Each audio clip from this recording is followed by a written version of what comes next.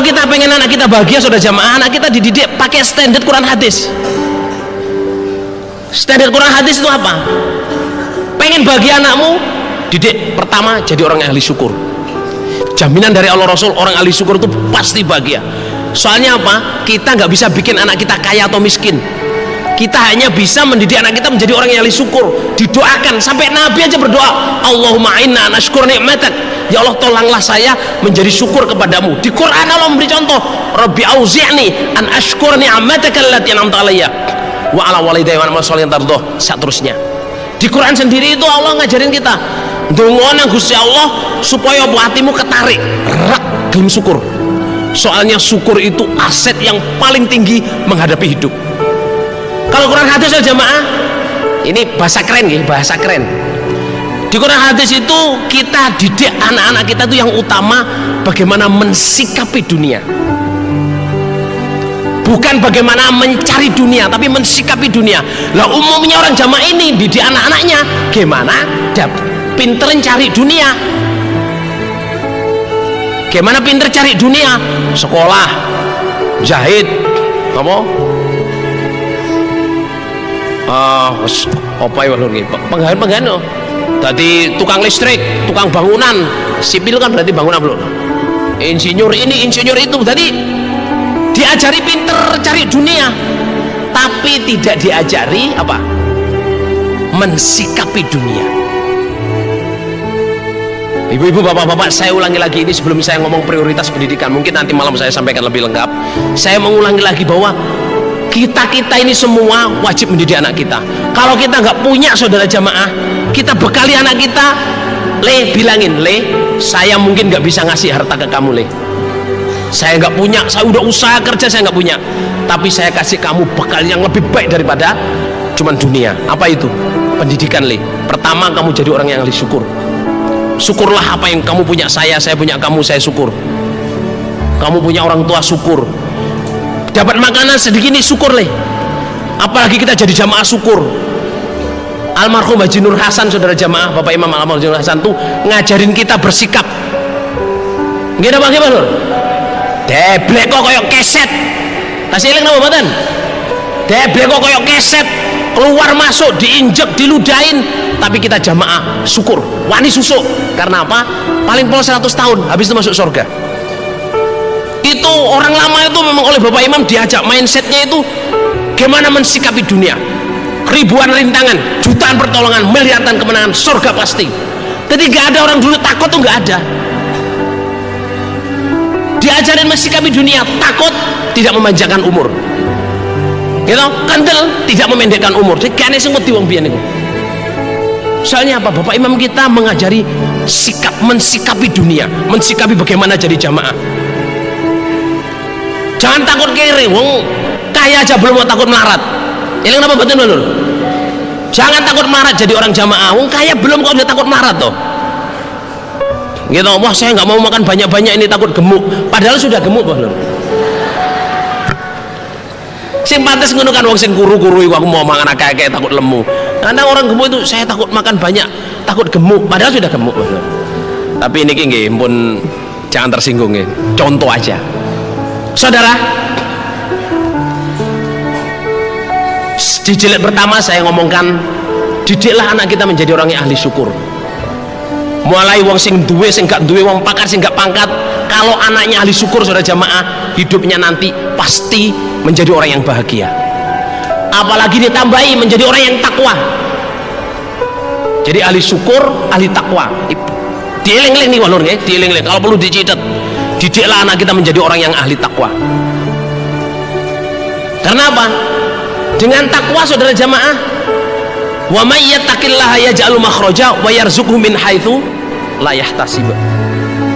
Siapa yang takwa kepada Allah, segala permasalahannya Allah akan memberikan jalan keluar dan diberi rezeki yang tidak disangka-sangka.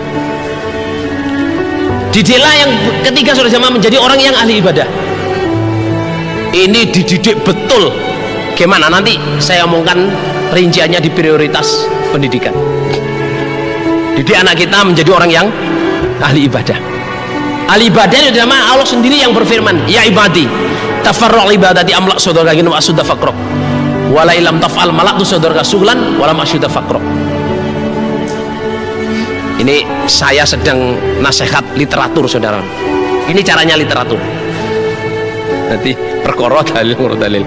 Padahal saya ya sebenarnya memilih nggak literatur, memilih kehidupan nyata. Tapi harus saya sampaikan. Jadi Allah berfirman, wahai hambaku, sempatkan ibadah kepada saya.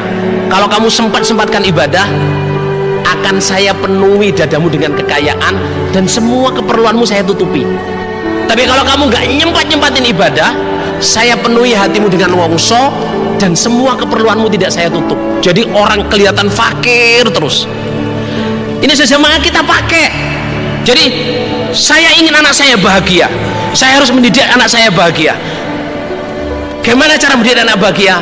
Ajari mereka mensikapi dunia, menjadi orang yang ahli syukur, menjadi orang yang takwa. Takwa itu saudara jemaah ya, ada orang nggak ada orang tetap menjalankan peraturan. Bukan kalau nggak ada orang berani melanggar, kalau ada orang nggak berani melanggar, itu bukan takwa. Jadi takwa itu ada orang nggak ada orang yang dikerjakan apa? Kebenaran.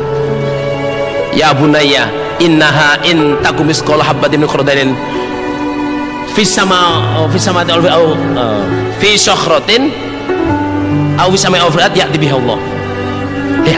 Ya anakku, seandainya titik debu ini loh nak, di langit, di atas batu besar atau di langit atau di bumi, dari amalan pasti didatangkan oleh Allah. Itu ngajarin takwa. Jangan kamu ngerjain apa-apa hanya karena takut dilihat orang, atau menjalui apa-apa hanya karena dilihat orang. Jadi anak kita ajarin punya ketakwaan yang mandiri, ketakwaan mandiri, kefahaman mandiri. Ada orang nggak ada orang tetap konsisten. Kalau orang takwa sudah jamaah, rezekinya pasti jalan, semua urusannya diberi jalan oleh Allah. Wa may yattaqillaha yaj'al makhraja wa yarzuqhu min haitsu la yahtasib. Terus berikutnya saudara jamaah, nomor 4, didik anak kita menjadi orang yang soleh. Tulis ya, orang yang soleh itu adalah orang yang hatinya baik, lisannya baik. Hati dan lisannya baik, itu orang soleh. Jadi nggak usah sibuk. Orang soleh itu apa sih? Orang soleh itu orang yang hatinya baik, lisannya baik, dan ini perlu dilatih.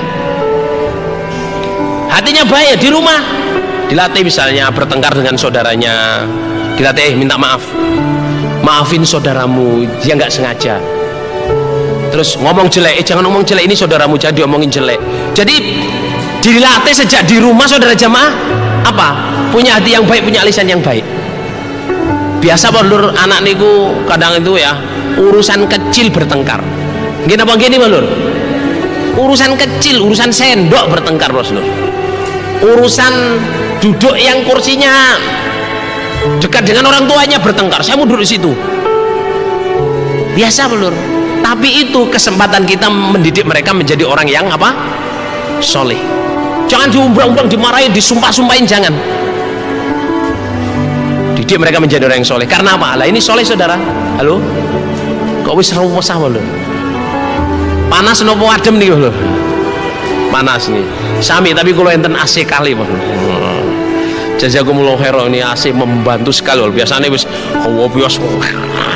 Ya gobios tapi enak lho. Semua yang punya ide, yang ngusulin, yang ngerjain, saya syukuri, alhamdulillah, jazakumullah khairan. Semoga Allah paling barokah, semoga diganti AC di surga saudara jamaah, amin. Jadi saudara jamaah, oke, didik nomor 4, didik anak kita menjadi orang yang apa? Soleh. Apa sih orang soleh niku? Halo? Orang soleh itu apa? Orang yang baik ucapannya dan hatinya. Baik hatinya itu apa saudara jamaah? Pemurah, pemaaf, berani minta maaf, gitu.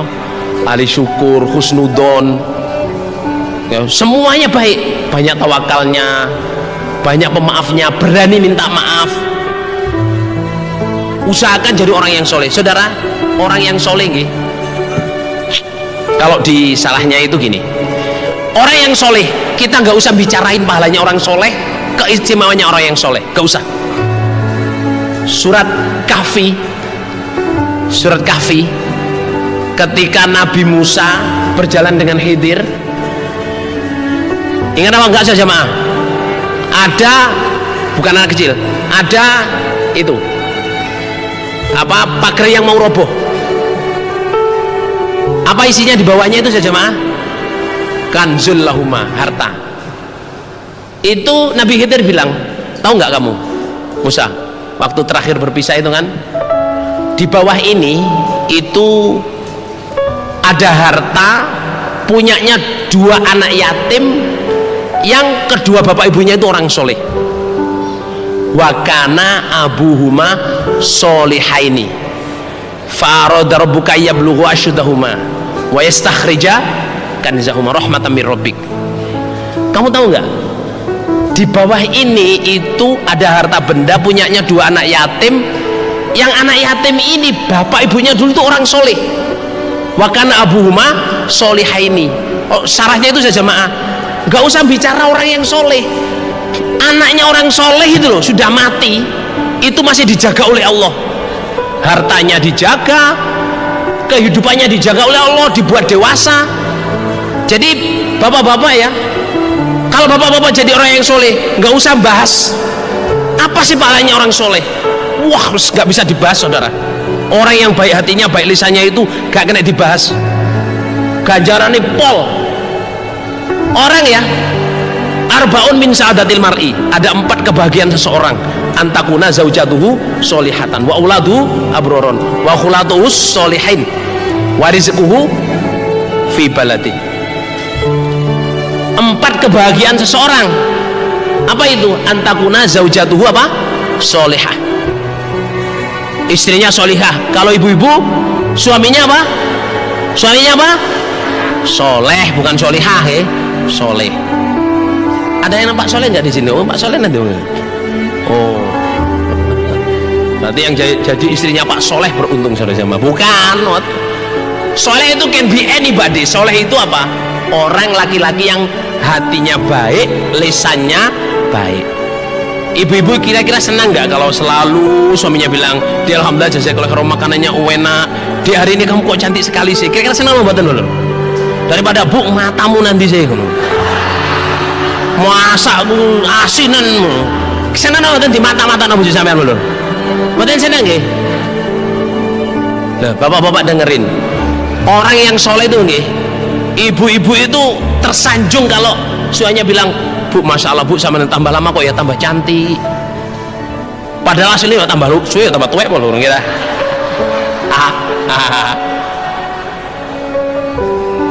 Ah, bapak ini ada aja wong sudah tambah tua gini loh. Padahal ini sawan yang balon gitu. Padahal juga tahu kalau dibijui kalau suaminya balon, tapi ya seneng balon.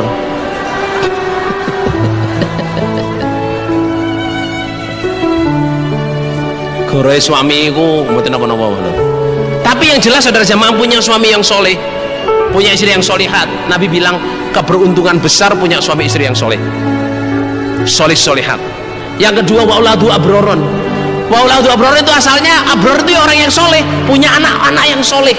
Itu gak ada kebanggaan saudara jamaah, gak ada kebahagiaan daripada punya anak-anak yang soleh.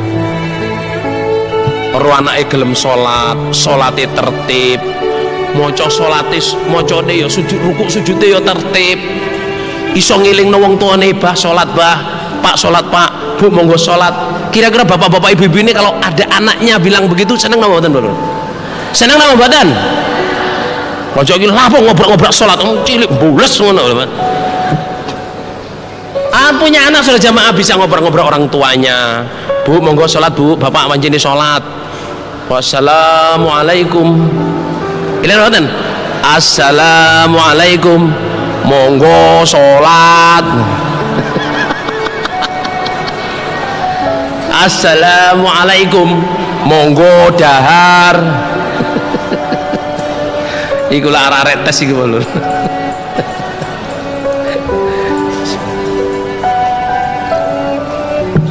Jadi kebahagiaan orang itu yang 4 ini. Istrinya solehah, suaminya soleh, anaknya orang-orang yang baik, ya anak orang-orang yang soleh, terus pergaulannya orang yang soleh. Pergaulan orang yang soleh sudah jamaah enak. Karena apa? Setiap pertemuan tuh menyejukkan dan setiap pertemuan tuh menyenangkan, ada hal baru terus. Tapi kalau orang yang nggak soleh sudah bertemu itu nggak terlatih, omongannya gak apik, hatinya gak apik. Pedok kancane, mbak sama nok tambah tuwek. Ada orang yang begitu saja jamaah, ketemu saya, cak sama nok tambah suwe tambah tuwek sih. Lah ini aku tambah suwe tambah lemak melungsungi walor. Nggih napa nggih walor? Rambut sama nok tambah putih ngono. Wis pancene umur jane omongnya kan bisa diganti walor. Mas saman tambah lama tambah dewasa, nalah omong tuwek ngono. Berarti omongnya apik walor ya toh. Ketua saman kelihatan makin mas bijaksana. Kenapa? Rambut saman tuh berwarna. Jadi gak omong sama no tuwek no cok rambutnya putih kabeh. Non brengos ini dilungkas mlebu kubur iku, motone lamur mlebu kubur, panganane bubur. Nggih to, untunya berguguran. Wis kabeh ur-ur niku lho. Jadi punya kawan gak soleh itu saja memang gak enak. Manas-manasi tok. Tapi kalau bertemu orang yang soleh itu selalu mendinginkan. Jadi didik anak-anak kita menjadi orang yang soleh. Berikutnya apa? Didik anak-anak kita menjadi orang yang tawakal.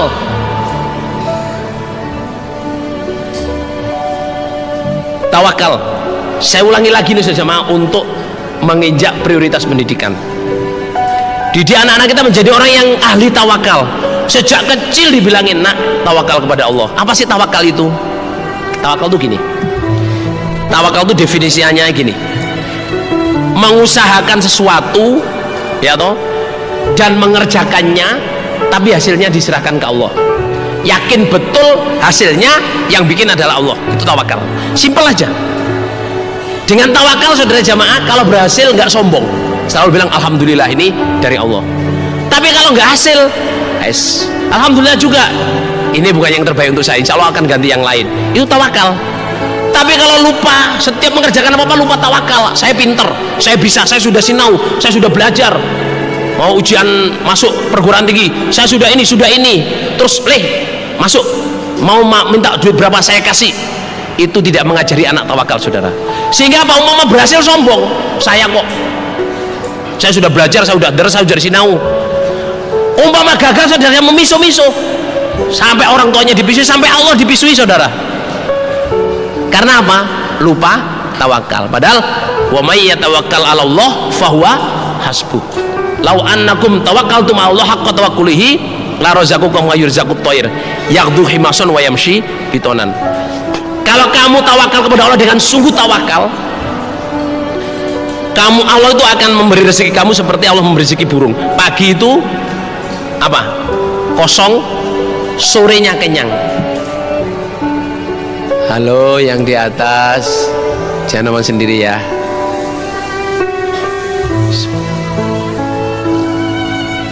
Gini maksud saya gini ya, kita saudara jamaah usahakan ngajarin anak kita tawakal.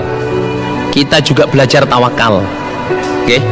Tawakal itu usahakan sesuatu dengan syaratnya, bekerja, hasilnya serahkan kepada Allah. Sampean nggak punya duit, pengen usaha, udah usaha aja, tawakalna ala Allah. Gitu, mau jualan UT-UT, mau jualan tahu, mau jualan bakso, mau jualan es. Wah sikate udan rek, masuk jualan es. Well, tawakalna ala Allah. Saman kalau tawakalna ala Allah, tawakal kepada Allah saudara jamaah, Allah fahuwa hasbuh.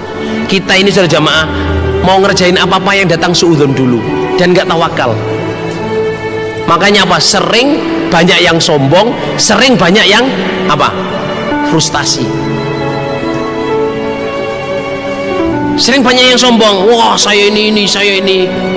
Ya toh, berkali-kali saya ngomong ya. Saya cerita ke Pak Jahid ini saudara jemaah.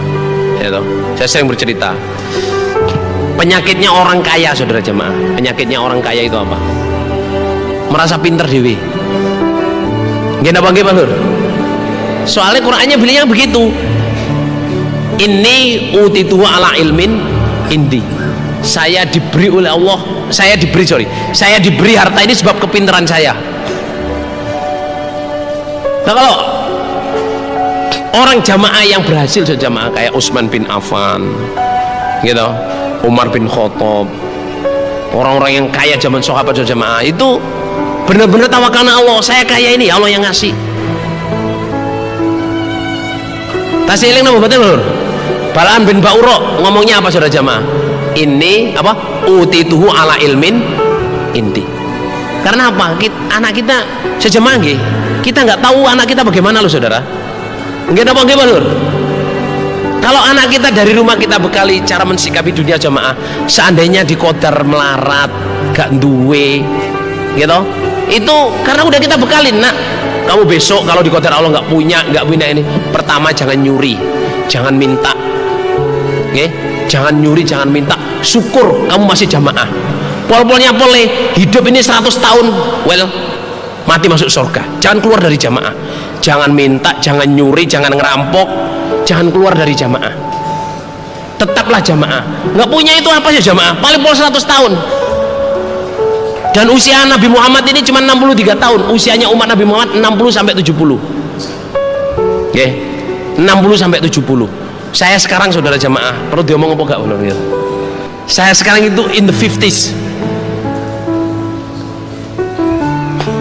Gitu. Padahal perasaan saya masih 30 aja benar. Ya toh. Ini kalau dihitung rioyo benar, kalau umur saya dihitung rioyo itu umpama ikut yang awal tinggal 10 hari raya.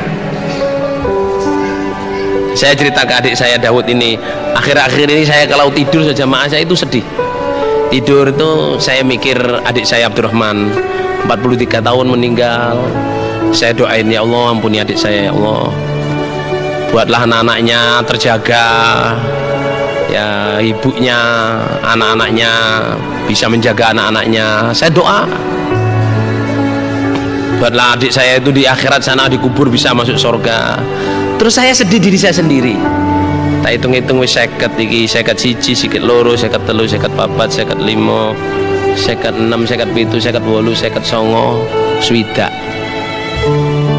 Berarti karek 10 rioyo apa lur? Nggih ngono nggih. Kalau 60, kalau 70 masih 20 hari raya. Dan nek sing umure 55 apa lur? Karek pirang rioyo apa lur? Nek sing umure 60 karek pirang rioyo apa lur? Umur sudah berapa? Halo? Tinggal berapa?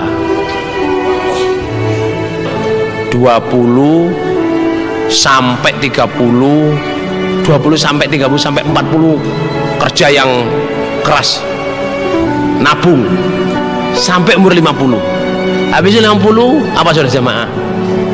Menikmati ibadah, ngenteni 10 tahun kas, belajar sampai umur 20 kerja nabung sampai umur 50, cuman 30 tahun. Itu kalau ukuran bisnis. Nggih napa nggih Lur? Kadang bisnis itu enek berhasil enek ora. Karir dong, itu ukuran karir. Saya akhir-akhir ini saya mikir gitu sama, wah wis 50 rek masyaallah. Nek di kodar swidak mek karek 10 rioyo. Terus saya doa, ya Allah mudah-mudahan saya bisa menangi mantunya anak-anak saya semua. Ya toh, saya punya anak umur yang perawan itu umur 17 tahun di sini jamaah. Saya doain dapat jodoh yang barokah nak. Mubalighot kelas 3 SMA, bahasa Inggris lancar karena memang lahirnya di sana. Tapi bahasa Jawa juga lancar Lur, gitu. Tapi gak doyan tempe Lur, gak doyan tempe.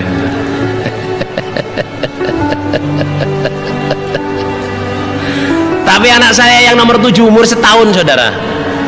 Tadi nek setahun ini berarti nek kira-kira nikahi, karena istri saya bilang anak perempuan jangan nikah kalau belum umur 20. Padahal hatiku ini nek wis jodoh teko yo ngono lah. Cuman istri saya nggak berani karena yang melahirkan istri nggih. Ya wis karep mula 20. Tapi kalau lihat anak saya yang ke-7 saja umur setahun berarti umurnya kudu 20 tahun kas terus Lur iki. Nggih napa nggih Lur? Ada gampang-gampangan aja Lur. Soalnya Nabi ngingetin itu nggak bohong. Umurnya umat saya itu antara 60 sampai 70. Kalau sudah 70 ke atas itu luwian. Makanya bapak-bapak yang usianya, ibu-ibu ya yang usianya udah 60, nggak nakut-nakutin, cuman basyiron wa nadhiron.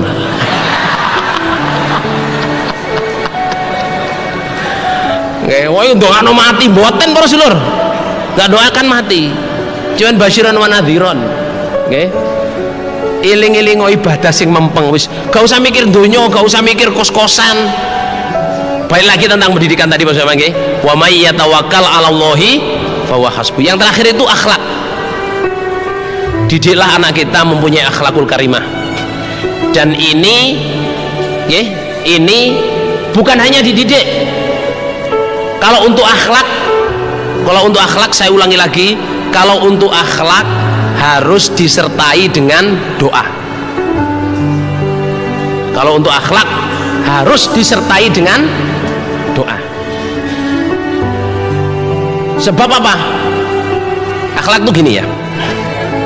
Allah membagi rezeki sama dengan membagi akhlak. Allah memberi dunia, rezeki dunia sama dengan Allah membagi akhlak. Artinya orang mencari rezeki saudara jamaah, meskipun pinter cara mencarinya, tapi belum tentu akan jadi rezeki kalau tidak diberi oleh Allah. Makanya banyak orang yang minta, Allahumma inni as'aluka rizqan wasi'an halalan thayyiban katsiran mubarakan wa anta khairur raziqin. Sama-sama tukang baksonya, sama-sama jual sotonya, sama-sama jual nasi bebek, sama-sama jual seafood, masake podo dari toko yang sama.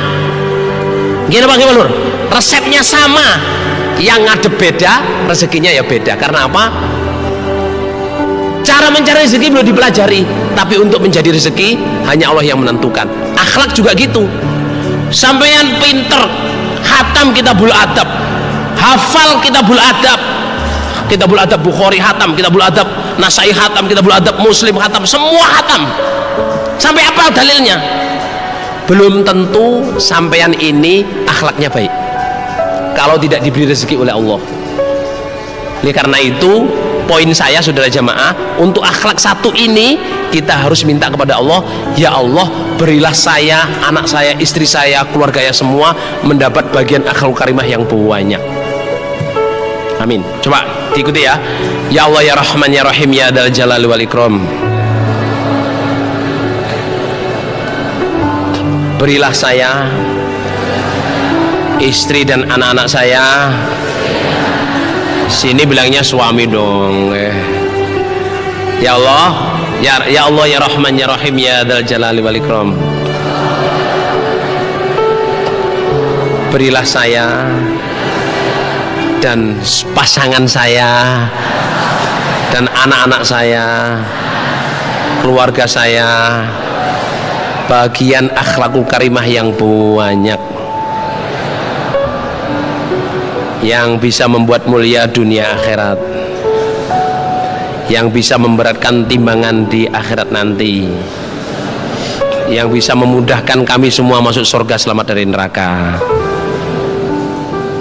Ini saya praktekin berkali-kali ya. Ini karena kadang bagaimana sih minta akhlak itu? Doa. Kalau nggak punya suami ya, untuk anak-anaknya, Allah bila saya dan anak-anak saya bagian akhlak karimah yang banyak, yang bisa membuat mulia saya dunia akhirat. Karena orang berakhlak baik itu wajib mulia dunia akhirat, wajib. Terus orang yang akhlaknya baik, timbangannya pasti baik, pasti berat. Terus orang yang akhlaknya baik itu masuk surganya mudah. Karena orang masuk surga itu salah satu syarat mutlaknya adalah berakhlakul karimah.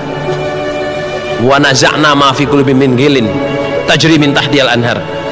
Orang masuk surga sama ghilnya dihilangkan oleh Allah. Makanya dilatih supaya menjadi orang yang berakhlakul karimah. Muga-muga Allah paring barokah. Alhamdulillah jazakumullah khairah.